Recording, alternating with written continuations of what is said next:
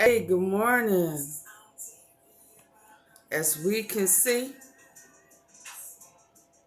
Young Thug back in court again today. They having a hearing about something. Let's go, let's go. Let's go, let's go. They're not talking about much, but let's just hear what they...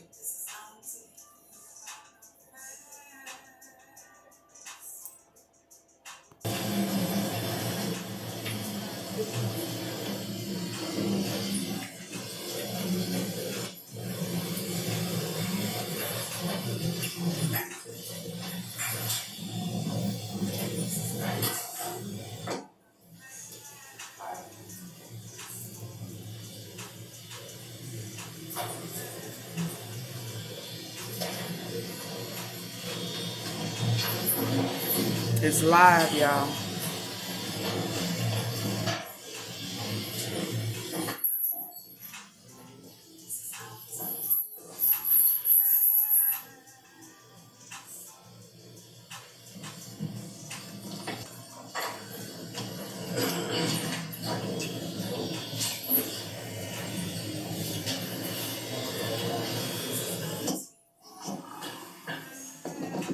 All right, ladies and gentlemen, can you all hear me?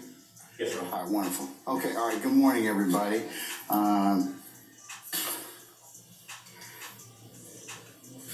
Just give me one more second, a few seconds. I need to set up right quick. So.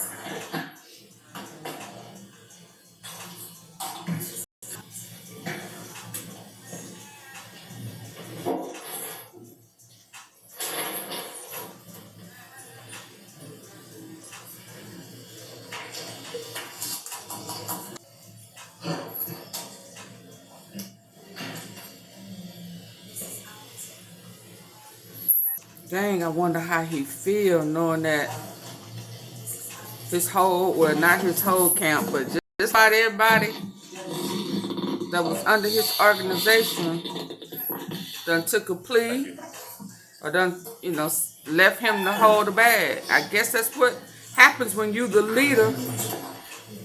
I guess AunTeaFee don't know. But I guess that's a part of it. Let's listen.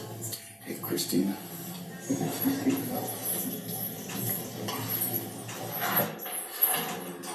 Christina got her chucks on. Her custom chucks. Go, Christina. I got some custom chucks too. Yes, indeed, Auntie. I ain't gonna tell you what's on the other side, but they're my custom chucks. I mean, while we waiting, I may as well go and show AunTeaFee be here. She got some custom chucks. Okay.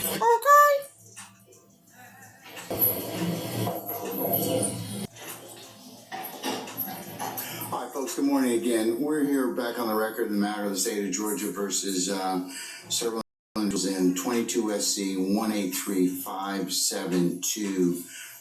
Good morning, councils, and good morning, those who may be interested in this particular matter. The goal for the day is to state has asked for hearings on the admissibility of certain experts pursuant to OCGA 24-7-702 as well as Daubert and its applicability. The witnesses that they wish to call today are Karen Sullivan, the medical examiner, Raymond Lazon, and that's Lauson, it's a fingerprints expert, and a Melissa Sims Stanley, a medical examiner. Oh, okay. And I have a note saying that she made the results, but anyways, I'll do that in just a second, Ms. Rosenwasser. Have you all talked about whether or not there's going to be any issues as to any of the first three witnesses that you're going to call? So, Your Honor, as I noted to the court, Ms. Sims Stanley has a family medical emergency, so she will be coming on the 29th instead. She's having an issue in her family. We do have Deputy Quentin Hall, who will be available to come later on today so that we don't keep the court waiting. what time is he coming today, or can he be available? He can be available. We have the first two witnesses here. We weren't sure how long that was gonna take, so we have Mr. Hall, or Deputy Hall, on call as soon as, and we'll just bring him over here whenever the court, however, depending how quickly we go today. Well, I'm trying to figure out, I mean, whether or not under 702, that particular code section, as we all know, just says if scientific, technical, or other specialized knowledge will assist the trier of fact, understand the evidence, or determine the fact in the issue. A witness qualified as an expert by knowledge, skill, experience, training, or education may testify thereto in the form of opinion otherwise. One, if the testimony is based upon such sufficient facts or data. Two, the testimony is a product of reliable methods, principles and methods. And three, the witness has applied the principles and methods reliably to the facts of the case which have been or will be admitted into evidence before the trier of fact. Do you anticipate any issues, Ms. Rosenwasser, with that? Well, Your Honor, I did a Daubert hearing a couple months ago before Judge Carnesale, and it took us 4 hours to do one witness. That's not what I asked you. So I don't know. That's not what I asked you. Have you talked with any of the lawyers here? Is there going to be any objection about that? Because if you stipulate to them, I know that the new change requires me to have a pre-admission hearing, but if there's not going to be any issues as to that particular witness or any of the other, like for example, I just quoted what's under 24-7-702, qualifications as expert, and of course the other statutes that go along with that are 703, which is the basis of opinion testimony by experts, 704, which is ultimate issue. We don't have any issues in regards to mental state of the accused, and that hasn't been brought as an issue as of yet. Anybody I can think of involved in this trial. And then 705, the underlying facts or data to support an expert opinion. Have you talked or caucused with any of your colleagues across the way, defense attorneys, about these issues? No, Your Honor, I was just operating off of their objection to all of our experts, so I wanted to make sure we got everybody in. Okay, all right. Let's start. Mr. Adams, or you heard on that particular issue? Yes, sir. Your Honor, and we have received, consistent with the court's request, a notice from the state as to the particular witnesses that they intend to call on each particular day. I will tell you that although a caucus or a discussion might be fruitful, because even if we don't our challenges under Daubert and 702, I suspect that in witnesses like a medical examiner or a fingerprint examiner, for example, is not a witness that will take a lengthy period of time, even if the state were to put them up and qualify. So we can, I think a discussion might be fruitful. Okay. A brief one.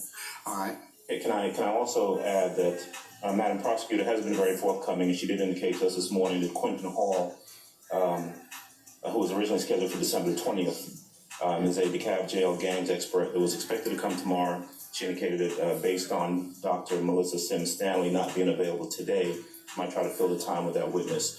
I'd not mentioned this to her, but I've caucused with some of the other attorneys, and certainly on Mr. Williams' behalf, we asked that we have the hearing on Mr. Hall tomorrow, simply because we've looking at the state's schedule, we kind of prepared for it for tomorrow. We'd rather be in a position where we can handle that witness tomorrow.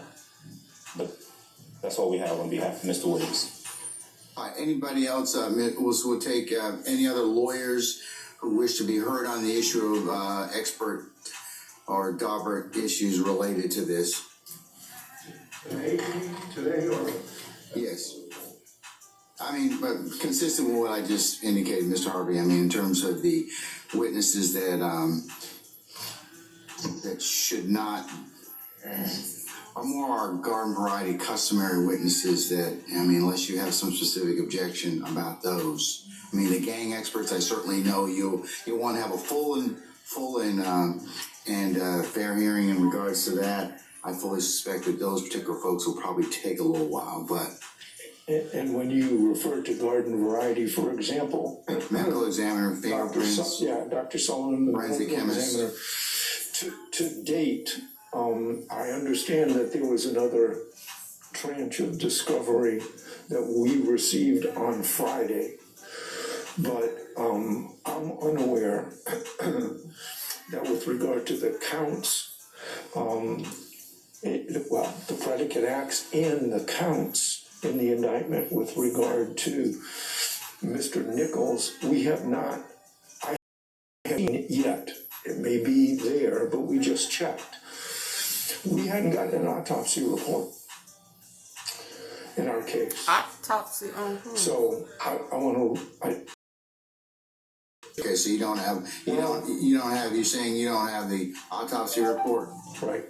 But how that interrelates to the medical examiner. I'll be back, y'all. I don't know what I might have with regard to the medical examiner, not the qualifications, but the other components of how this particular autopsy was done. So what I want to say is I want to reserve on the medical examiner until I determine that I have the autopsy report and have had a chance to go over the autopsy report. I don't believe I'll call you back. that with regard to Mr. Nichols, there are any relevant fingerprints. I'm not concerned about, I'm not concerned at this particular point, I'm always concerned. Sure. But the fingerprint person,